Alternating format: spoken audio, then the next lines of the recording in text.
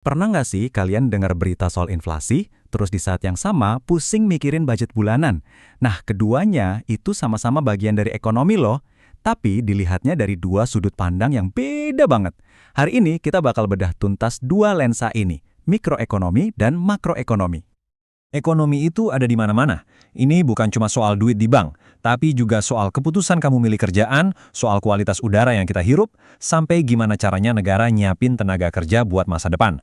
Ruang lingkupnya, wah, luas banget. Dan percaya deh, semua isu raksasa tadi itu akarnya ya di kita-kita juga. Keputusan-keputusan simpel yang kita buat tiap hari.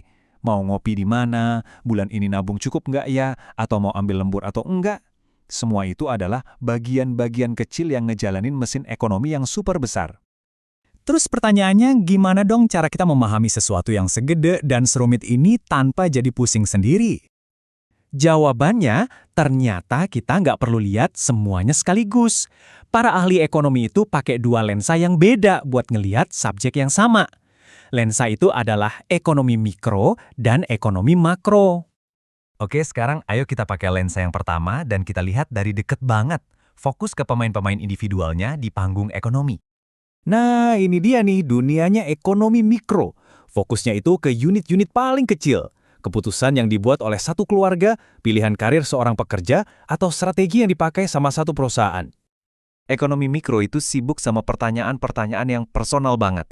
Contohnya gini, gimana sih sebuah keluarga dengan budget pas-pasan mutusin antara nabung buat sekolah anak atau beli motor baru?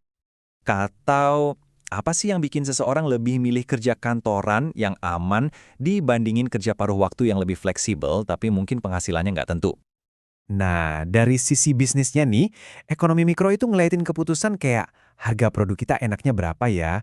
Atau kira-kira kita perlu nambah karyawan baru nggak ya? Ini semua pertanyaan di level mikro.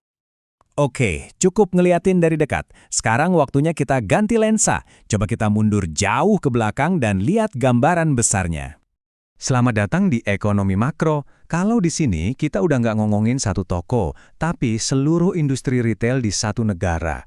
Fokusnya itu ke kesehatan ekonomi secara umum, seberapa cepat pertumbuhannya, berapa banyak orang yang nganggur, dan harga-harga barang secara umum lagi naik gila-gilaan atau enggak. Pertanyaan di level makro ini wah gede banget.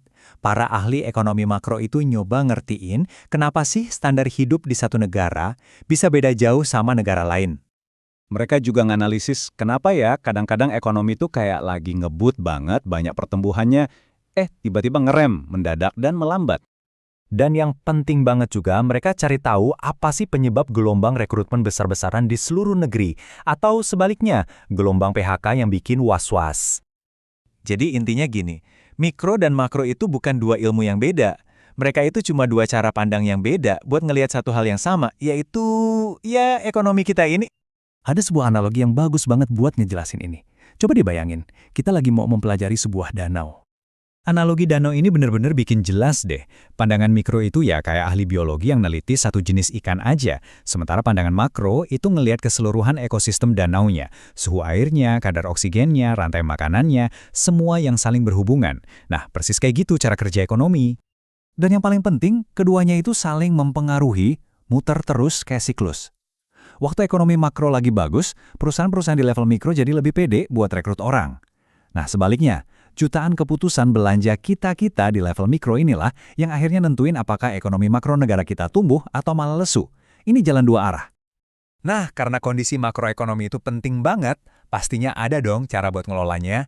Jadi, alat-alatnya apa aja sih buat ngejaga gambaran besar ini biar tetap sehat?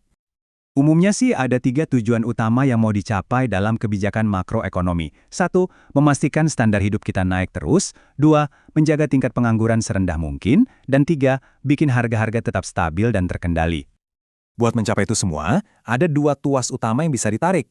Pertama, kebijakan moneter. Ini kerjanya bank sentral. Dengan mainin suku bunga, mereka bisa bikin pinjaman jadi lebih mahal atau murah. Kedua, kebijakan fiskal. Nah, ini bagiannya pemerintah. Lewat pengaturan pajak dan belanja negara, mereka bisa nyuntikin duit ke ekonomi atau sebaliknya. Jadi kesimpulan pentingnya tuh ini, kita nggak bakal bisa benar-benar paham ekonomi kalau cuma lihat dari satu sisi aja. Kita perlu lihat pohon-pohonnya satu persatu, itu keputusan mikro, supaya ngerti kondisi hutannya secara keseluruhan, yaitu kondisi makro.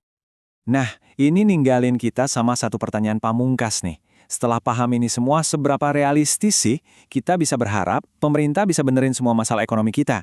Dan di mana batas kemampuannya? Coba direnungkan.